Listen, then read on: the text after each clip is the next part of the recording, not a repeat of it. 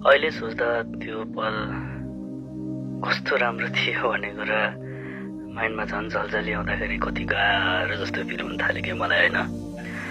अनि कुरा चाहिँ के थियो भन्दाखेरि उसको एक्जाम सकियो अनि म पनि फ्री नै हुँदै त्यति धेरै बिजी हुँदैन थिएँ आफ्नो लाइफको जुन त्यो करियर पाथमा चढिरहेको थियो त्यो अनुसार मेरो आफ्नो काम त सधैँ थियो, तर म उसको लागि भनेर टाइम चाहिँ म मजाले नै निकाल्थेँ अनि उसले पनि टाइम निकालिरहन्थ्यो। अनि त्यस पछाडि कस्तो भयो भन्दाखेरि ऊ पनि फ्री भयो भनेर मेरो पनि टाइम म्यानेज गर्न पोसिबिलिटी भएको भएर चाहिँ हामीले अब एभ्री डे भेट्न थाल्यौँ कि कहिले कता जाने कहिले कुन ठाउँमा जाने लाइक 2-3 आवर्स जस्तो टाइम चाहिँ जहिले पनि हामी दुईजनाको लागि भनेर चाहिँ सेपरेट हुन थाल्यो एभ्री डे क्या होइन।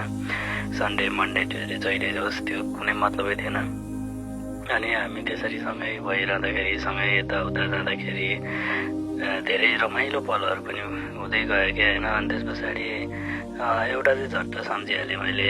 अनि मैले चाहिँ त्यहाँ एउटा ठाउँमा चाहिँ मैले उसलाई लगेको थिएँ अनि त्यो चाहिँ ठ्याक्क वैशाख जेठ सायद मन चाहिँ बिर्सेँ जस त्यो टाइममा चाहिँ ऐँसीहरू फल्थ्यो क्या होइन। अनि ऐँसीले चाहिँ नर्मली अब धेरै टाइम भइसकेको थियो मैले पनि खाएको थिइनँ। अनि उसले ठ्याक्क त्यो बाटोमा ऐँसीले दिएपछि ऐँसीले ठ्याक्क अनि टिप्दै अनि खाइरहेको थियौँ क्या होइन। अनि त्यो क्या मजा आएको थियो क्या त्यो टाइम त्यो ऐँसीले खाँदाखेरि ऐँसीले पनि कति मिठो फिल हुने होइन, जे पनि राम्रो फिल हुने। त्यो फेरि त्यो ठाउँको भ्यू यति राम्रो थियो, अति नै राम्रो थियो क्या। त्यहाँबाट सट्ट वरिपरि हेर्दाखेरि आनन्द आउने हरियाली मजाको रिफ्रेसिङ ठाउँ।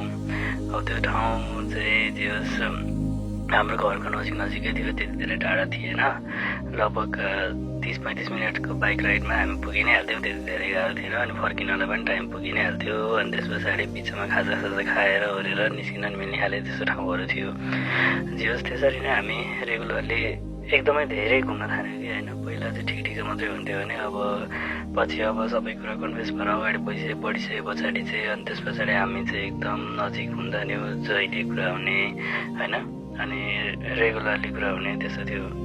अनि एउटा अचम्मको कुरा भएको थियो कि मेरो लाइफमा चाहिँ म नर्मली चाहिँ मेरो बानी कस्तो थियो भन्दाखेरि म चाहिँ जहिले पनि राति 10 बजे सुत्ने, 10 बजे सुतिहाल्ने अनि त्यस पछाडि बिहान 5 बजे उठ्ने, त्यस्तो खालको मेरो रुटिन थियो क्या।